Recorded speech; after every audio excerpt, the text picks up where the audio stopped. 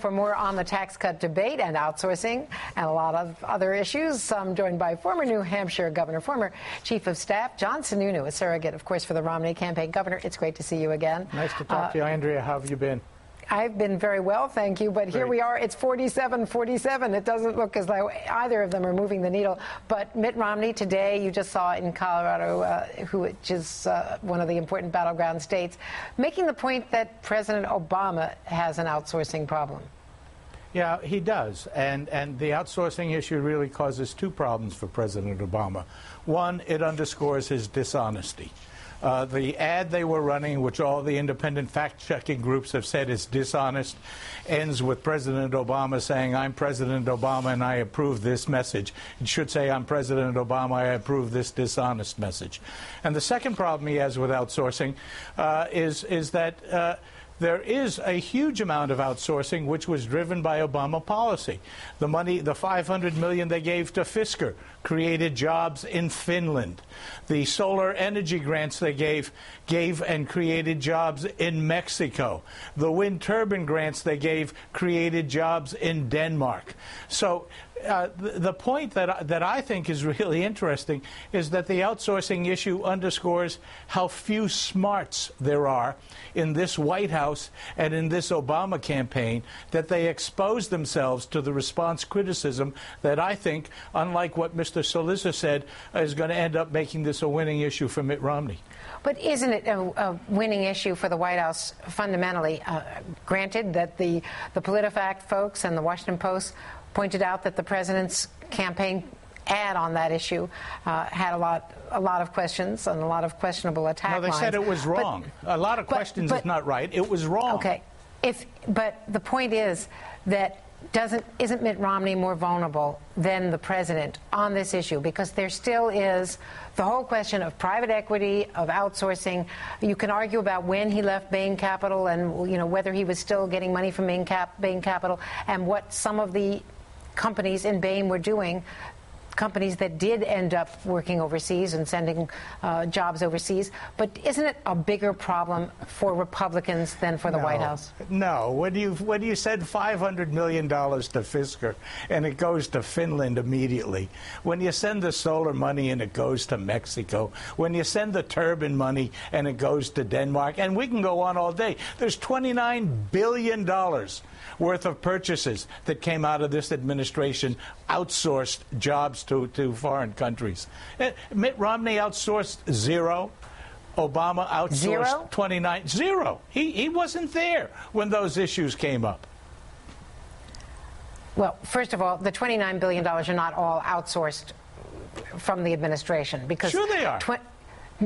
A lot of those jobs still remained here. There are jobs when you do a grant, Governor, there are jobs here as well as overseas.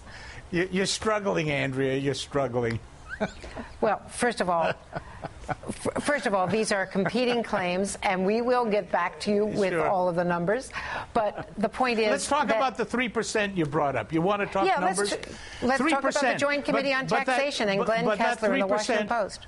But that 3% represents the group of small businesses that create the bulk of the jobs under small businesses. They're the larger ones. So they don't create 3% of the jobs. It means 3% of the small businesses, which create the majority of the jobs. So give all the numbers. That's not what the Joint Committee on Taxation said, sir. But it is. Yes, it is. Yes, it is. They create most of the jobs involved. That is not what Glenn Kessler with the Washington Post or the Joint Committee on Taxation said. They said that only 3% of the small businesses are correctly categorized as small businesses and are affected by this tax proposal. That's right. But they are the bigger ones, and it's the bigger ones that create most of the jobs. And the other point that gets lost in all of this is that even the millionaires get a tax cut up to $250,000. You know, it's interesting that the president, again, chooses to demonstrate why he has ruined this economy. He doesn't understand why he is behind the 8 ball with 8.2% unemployment. He's behind the 8 ball because those people who invest in jobs, that want to put money in to create jobs, look at this administration and are scared to death of things like this tax and like overregulation. All he's done with what he put out yesterday is convince them that if Obama is elected, they're taking their investment money out of the country.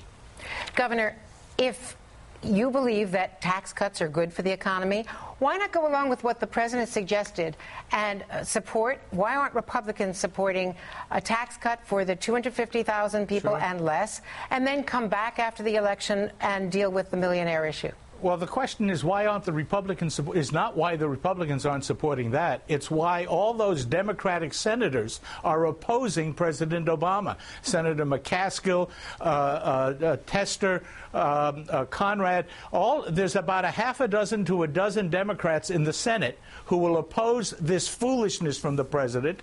There's about 5 handfuls of Democratic representatives in the House who will oppose this foolishness. Well, you're talking, he's going to look just as bad. You're going to address because you're talking clearly about Tester, McCaskill, Ben Nelson.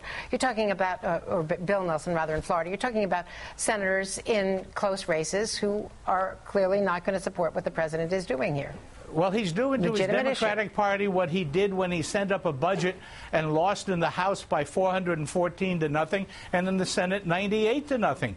All he cares about is himself. He doesn't care about the people that support him politically. And frankly, I think this is just a repetition of a desperate act by a president who wants to create class warfare. It's why he's going to lose. To be continued. Always a pleasure to see you, Governor. Thank you, Andrea. Very much. Best to you.